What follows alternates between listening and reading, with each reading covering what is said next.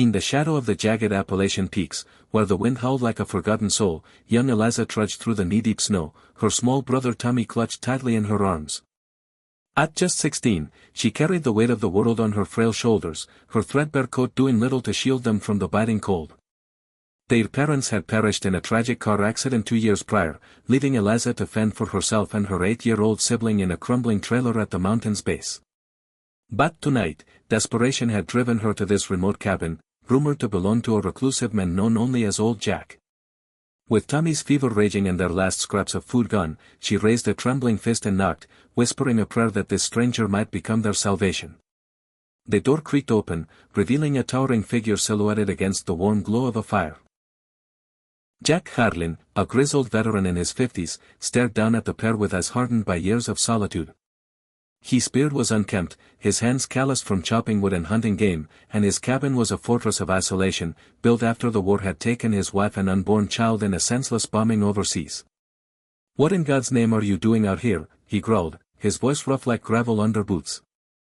Eliza, her lips blue from the chill, met his gaze with unyielding determination. "Please, sir," she stammered, setting Tommy down gently, "we've got nowhere else to go.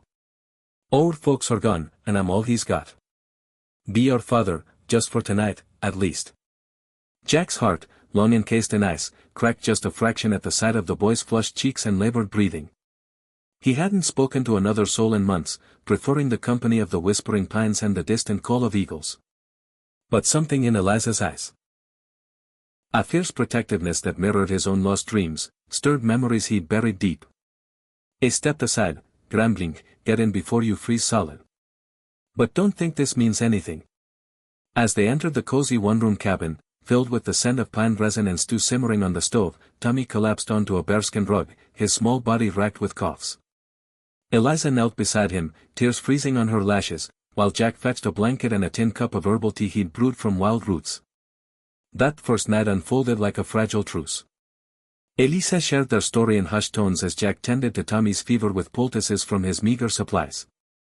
Their parents had been hard-working mill workers, but a drunk driver on a foggy mountain road had stolen them away. Eliza had dropped out of school to care for Tommy, scraping by on odd jobs and charity from neighbors who pitied but rarely helped. "I promised Mom I'd keep him safe," she said, her voice breaking. "But the trailer flooded last week, and the food stamps ran out. We're orphans, sir, but I won't let him suffer." Jack listened in silence, his own past bubbling to the surface. They enlisted young, fought in deserts far from these hills, and returned broken, only to lose his family to fate's cruel hand. Kindness had abandoned him, or so he thought, leaving him to carve out a life alone. As dawn broke, painting the snow in hues of pink and gold, an unexpected turn shattered the fragile peace. Tommy's fever spiked dangerously, his delirious cries echoing through the cabin. Eliza panicked, her hands shaking as she tried to cool his forehead with snow melt. Jack, seeing the boy's life hanging by a thread, revealed a hidden radio transceiver, a relic from his military days. "I don't do this for anyone," he muttered, cranking the handle to life. But the static response was grim. A blizzard was rolling in, blocking all roads. No help would come for days. In that moment, Jack faced a profound realization: his isolation wasn't strength, it was a cage. He'd survived wars and loss by shutting out the world, but now, 2 children needed him to open up. Driven by a surge of selflessness he hadn't felt in years, Jack rummaged through his supplies, pulling out a dusty medical kit from his service days. "I ain't no doctor," he admitted, "but I learned a thing or two in the field." With Eliza's help, they administered what little antibiotics he had stashed away, remnants from a past injury. As the storm raged outside, howling against the cabin walls, they took turns watching over Tommy. Eliza sang soft lullabies their mother had taught her, while Jack shared stories of his youth, tales of climbing these very mountains with his father, learning to fish and forage. In those hours, bonds formed like roots digging into soil. Jack saw in Eliza the daughter he never had, and in Tommy, the son he'd dreamed of. But the night brought another twist. As Tommy's fever broke, Eliza collapsed from exhaustion and malnutrition, her body finally giving out after months of sacrifice. Jack caught her before she hit the floor, his rough hands gentle for the first time in decades. Carrying her to his own bed, he wrapped her in quilts and forced broth down her throat. "You've been carrying too much, girdle, he whispered, a tear escaping his weathered eye.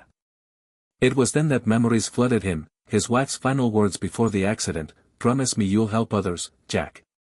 Don't let the pain win. Ada ignored that plea, hiding in these hills, but now, fate had knocked on his door, demanding he honor it. The emotional climax crested as the storm subsided, revealing a world blanketed in pristine white. Tommy stirred, his eyes clear and bright, calling out for his sister. Elisa awoke to find Jack by her side, a simple breakfast prepared. You saved us, she murmured, gratitude swelling in her chest. But Jack shook his head. No, you saved me. I was lost up here, pretending the world didn't need me. But seeing you fight for that boy, it reminded me what humanity's about. Kindness ain't weakness, it's the fire that keeps us warm. In a transformative act of compassion, he offered them his home, not as charity, but as family. Stay, he said, boy steady. I'll teach you the mountains, and we'll build a life together. I'll be your father, if you'll have me. Word spread slowly through the valley below, carried by travelers who braved the thawing paths. The reclusive mountain man had taken in 2 orphans, transforming his solitary cabin into a haven of laughter and light. Eliza enrolled in online classes, dreaming of becoming a teacher, while Tommy learned to whittlewood and spot deer tracks under Jack's guidance. Challenges came, harsh winters, scarce resources, but their bond grew stronger, rooted in selflessness and shared purpose. Jack, once a shadow of a man, found joy in simple acts. Reading bedtime stories, mending clothes, and watching the siblings thrive. Years later, as Eliza stood at her college graduation, Tommy by her side and Jack beaming from the audience, she reflected on that fateful knock. The power of humanity lay not in grand gestures, but in opening doors, literal and metaphorical, to those in need. In a world often divided by hardship and indifference, their story became a beacon. One act of kindness could rewrite destinies, turning strangers into family. And in the heart of the Appalachians, where the mountains whispered secrets of resilience, hope bloomed eternal, inspiring all who heard the tale to believe in the goodness within us all.